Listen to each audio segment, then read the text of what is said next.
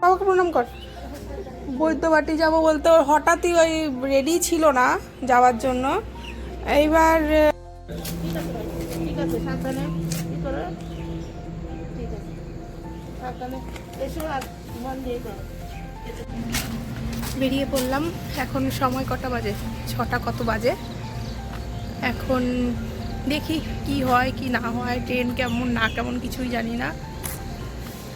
আর রাস্তার অবস্থা ফাঁকাই আছে, অন্ধকার। এই যে সব সোয়েটার ফোয়েটার পরে একাকার অবস্থা। দেখি কি হয় আজকে, পুরোটাই দেখিতে। আর এই যে খুব টেনশানে আছে।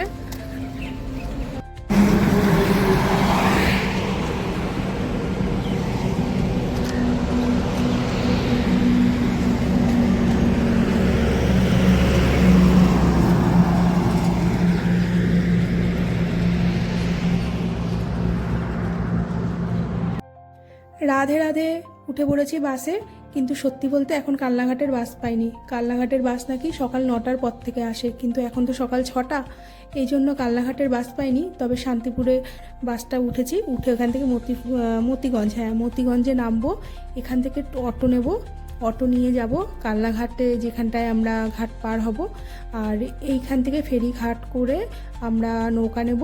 নৌকা থেকে দেখেছেন কেমন সকালটা হচ্ছে, সবে মাত্র সূর্য মামা উঠছে। আর যারা যারা সকালে যাওয়ার তারা তো যাবেই। আর এখান থেকে গঙ্গা পার হয়ে আমরা যাব কালনা ফেরিঘাটে। আর কালনা ফেরিঘাট থেকে একটা অটো বা টোটো নেব। অটো বা টোটো নিয়ে সেখান থেকে যাব আমরা অম্বিকা কালনা স্টেশন।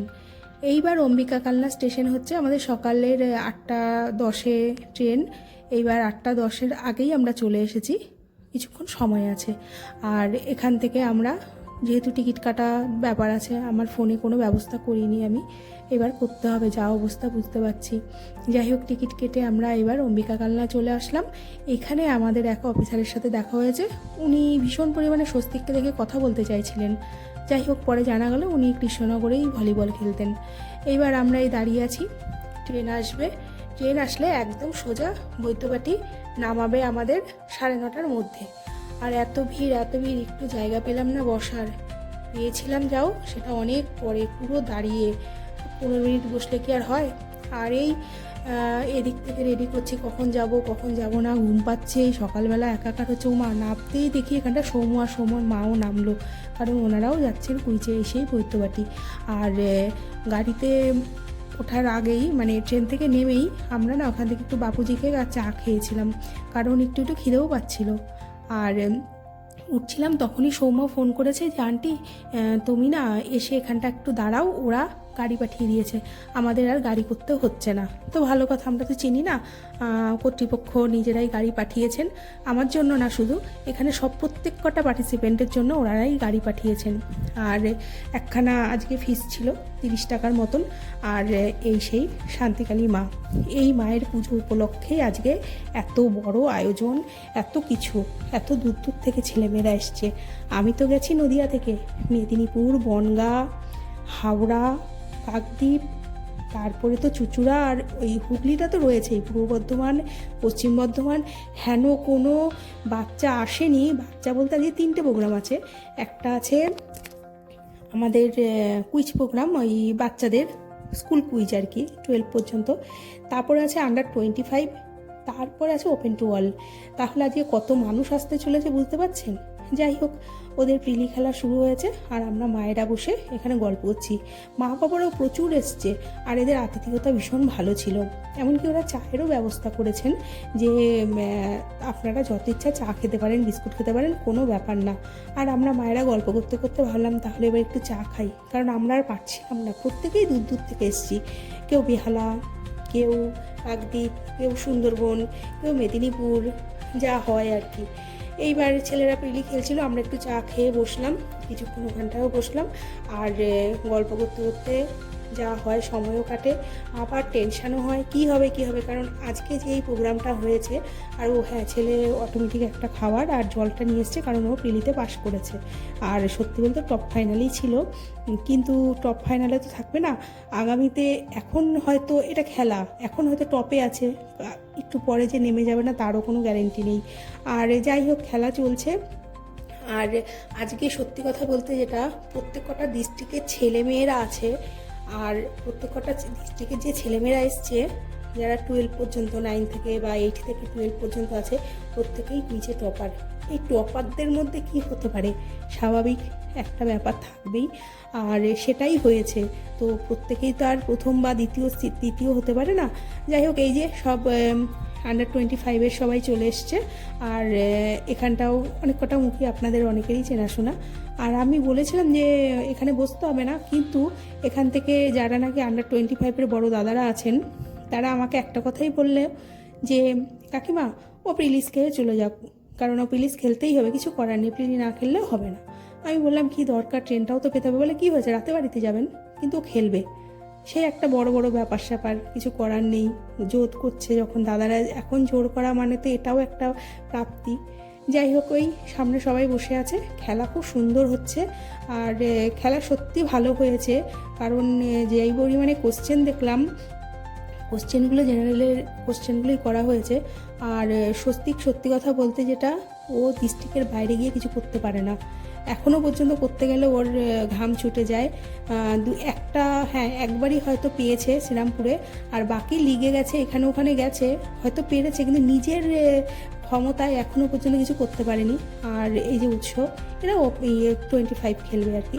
আর সব দাদারা ওকে বলছিল, কিছু জায়গায় ও মাইনাস করেছে, কিছু জায়গায় প্লাস করেছে, তেমন বকাবকিও করলো, আবার বললো তুই এটা কর, তুই ওটা কর, যা হয়।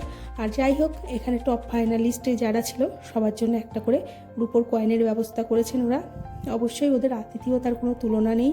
ওরা এই প্রোগ্রামটা এত বড় করে, এত সুন্দর করে, আর সারা পশ্চিমবঙ্গের ছেলেমেয়েদের একসঙ্গে করে ফেলেছে, এটাই অনেক। আর ওই রুপোর কয়েনটা নিয়ে এসছে, এটা এনে আমরা সবাই মজা করছিলাম। যাই হোক, আমার হাতে সেই জুসটা ছিল, এটা এখনও খাওয়া হয়নি। আর পাশেই সব মায়েরা ছিল, আর এই মায়েরা আবার বললো যে কি দিয়েছে দেখি, কারণ এদের আবার ছেলেমেয়েরা ফার্স্ট বা সেকেন্ড বা থার্ড হয়ে গেছে। স্বস্তিকের নাম্বার 4 কি 5 ছিল। এইবার সেই সবাই বলছিলাম লক্ষ্মী লাভ হয়েছে, লক্ষ্মী লাভ হয়েছে। আর এখান থেকে আমরা গল্প করছিলাম, সবাই বলছিল এটাকে এইভাবে রাখবি, ওইভাবে রাখবি, যা হয়, কারণ এই মুখগুলোই সব জায়গায় থাকে, মায়েদের মুখ। আর এই যে আবার একটা ট্রলি পেয়েছে, যেহেতু র্যাঙ্ক করেছে, তাই একে আবার ইয়ার্কি মেরে আমরা বলছিলাম, ওর নাম সৌম্য, ওর বাড়ি হচ্ছে কাকদ্বীপে। আমরা ইয়ার্কি মেরে বলছিলাম যে সৌম্য বিয়ে তার যৌতুক চাইবে না, 2খানা ট্রলি পেয়েছে, এর আগেও একটা ট্রলি পেয়েছে ও। যাই হোক, আর একটি কুকুর আশেপাশে ভীষণ দাঁড়িয়েছিল, কারণ প্রচুর খাবার দাবারের গন্ধে ও আর থাকতে পারছিল না, তাই ভাবলাম একটা 5 টাকার বিস্কুট আনি, এনে ওকে দিই। তার পাশেই একজন বান্ধবী ছিলেন, ওকে বললাম যে বিস্কুটটা খুলে দাও তো, দিয়ে দেওয়া মাত্র খেলো না, পরে আবার খেলো। আমি বললাম দেখো, ও হয়তো খাবারের গন্ধ পাচ্ছিল, তাই হয়তো এমন করছিল। যাই হোক, আজকের ভিডিওটি কিন্তু একটু লং হবে, দেখতে হবে। এইবার এই প্রোগ্রামটা হয়ে যাবে বলে আমি চলে গেলাম, মানে বাড়ির দিকে চলে আসছিলাম, কারণ আর ট্রেনের টাইমটাও দেখতে হবে। কিন্তু ওই বড় দাদারা ওকে কিছুতেই ছাড়লো না, বললো শিগগিরই প্রিলিতে বয়, কোশ্চেনগুলো নে, আর উঠবি না উঠবি সে তো পরের গল্প। দিয়ে ও বললো যে দাদা, আমি তো ফাইনালে উঠতে পারিনি, আমি প্রিলি কী করে করব। আবার দাদারাই বললো যে তুই ফাইনালে উঠতে পেরেছিস এর আগেরটায়, কিন্তু টপ করেছিলি, তাহলে তুই টপ থেকে ওইখানে চলে গেলি কেন, তাহলে তুই প্রিলি খেল, 25টা কোশ্চেন হোক, 20টা কোশ্চেন হোক, তুই নিয়ে তারপরে বাড়িতে যাওয়ার কথা ভাববি। আর ওই যে টিফিনটার কথা বলছিলাম, আরেকটা টিফিন দিয়েছে, যেহেতু প্রিলি খেলেছে, ওখানটাও 50 টাকা এন্ট্রি ফি ছিল, আরেকটা টিফিন দিয়েছে। আমার ভীষণ খিদে পেয়ে গেছিলো, ভাবলাম আমি একটু প্যাটিসটা খাই, কারণ আমি না চলতে পারছিলাম না। আর এই প্রিলিজ হয়েছিল, যেটা বললাম কিছু হবে না। তো এবার আমরা রেডি হচ্ছি, চলেই আসছিলাম। ওরা তখন আবার আরেকবার ডাকলো, ডেকে কে কোন নাম্বার কি পেয়েছে না পেয়েছে, কি ভুল কি ঠিক, ওই আর কি ছোটোখাটো কথা, বক্তৃতা, যাই হোক সবটাই দিল। আর এইবার আমরা বাড়ির থেকে রওনা দিলাম। আর আমাদেরকে এবার ভীষণ হেল্প করেছে বলতে, উৎস সবসময় হেল্প করে সে আমায়, আর হচ্ছে প্রতাপ, আর একটি ছেলে ছিল, তবে ওই ছেলেটির নামটা না আমি এখনও ভালোভাবে জানতে পারিনি, একদমই নতুন আমার কাছে। আর এইবার এই লড়াই করতে করতে যাব। আর ওকে বললাম টিকিট কেটে আনতে, একবারে কৃষ্ণনগরের বা শান্তিপুরের কিছু একটা। ও কী করলো, শুধুমাত্র শ্রীরামপুরের টিকিটটা কাটলো, কারণ আমরা এখন বৈদ্যবাটি থেকে শ্রীরামপুরে যাব, শ্রীরামপুর থেকে ফেরি পার হব, আর বেশি তো না, ওই আর কি 2টো টপিস। আর এখান থেকে আবার অনেকেই যারা নাকি আউট হয়ে গেছে, সবাই যে যার মতন করে হাওড়ায় বেরিয়ে যাচ্ছে। এখানে এইখানটা পুরোটুকুই আমাদেরই সব ছেলেমেয়েরা ছিল। আর এসে শ্রীরামপুর, এইখানে যে এত লোক, এত ভিড়, কে বলবে, মানে আমি তো রীতিমতো ভয় পাচ্ছিলাম। তা আমাকে ওরা ভীষণ প্রোটেক্ট করে, প্রত্যেকটা সময় এই ছেলেগুলো আমাকে হেল্প করে যে কাকিমা তুমি আসো মানে তোমাকে একটু ধরে ধরে নিয়ে যেতে হবে, যাই হোক ভীষণ কেয়ার করে আমার। আর এই টোটো থেকে এবার আমরা যাব ফেরিতে, আর এই গেটটা সবসময় বন্ধ থাকে। তা আমি আবার বললাম একটু হাই কর। আর এই সবাই মিলে উৎস, ওই যে এটা প্রতাপকে অনেকেই দেখেছেন, কৃষ্ণগঞ্জের সেই পুঁজি মাস্টার। আর এই সেই আরেকটা বন্ধু, এই বন্ধুটির নামটা কি বললো, রাহুল হয়তো না রোহিত, আমি না ভুলে গেছি।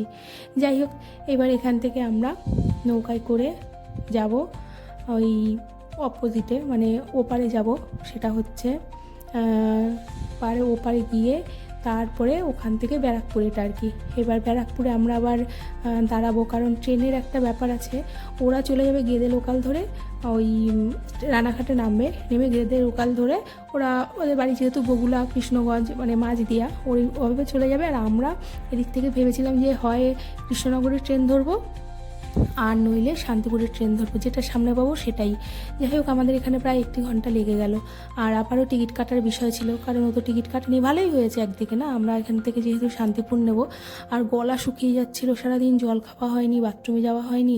যাই হোক আমরা একটু লস্যি খেয়ে নিয়েছিলাম। আর এই স্টেশনের ওপরে এত পাখি নিজের কথাই নিজে শুনতে পাচ্ছি না। যাই হোক পরে দেখতে পারলাম প্রচুর পাখি ওপরে। আর এই শান্তিপুরের ট্রেনে উঠে পড়লাম, আর উঠে ওরে বাবারে বাবা সে কি ভিড় বলার মতো না। আমি তাও একটু পরে বসতে পেরেছিলাম, ছেলে একদমই বসতে পারেনি, পুরো দাঁড়িয়ে। তারপরে এইভাবে চললাম। আর এবার এখান থেকে শান্তিপুরে নেমে বাসে করে বাড়ি, তারপরে ছেলে আবার প্রাইভেটে গেছিলো। যাই হোক আজকের ভিডিওটি এখানটাই, ভালো লাগলে একটি লাইক করবেন, কমেন্ট শেয়ার করবেন, আর দেখা হবে অন্য একটি ভিডিওতে। আজকের বিষয়টা ভীষণই ভালো হলো, আবার একটু কষ্টও হলো। দেখা হচ্ছে অন্য একটি ভিডিওতে, ততক্ষণ সবাই ভালো থাকবেন, সুস্থ থাকবেন, সাবধানে থাকবেন। শুভরাত্রি। আর বলবেন আমার আজকের দিনটি কেমন লাগলো আপনাদের। নমস্কার, শুভরাত্রি।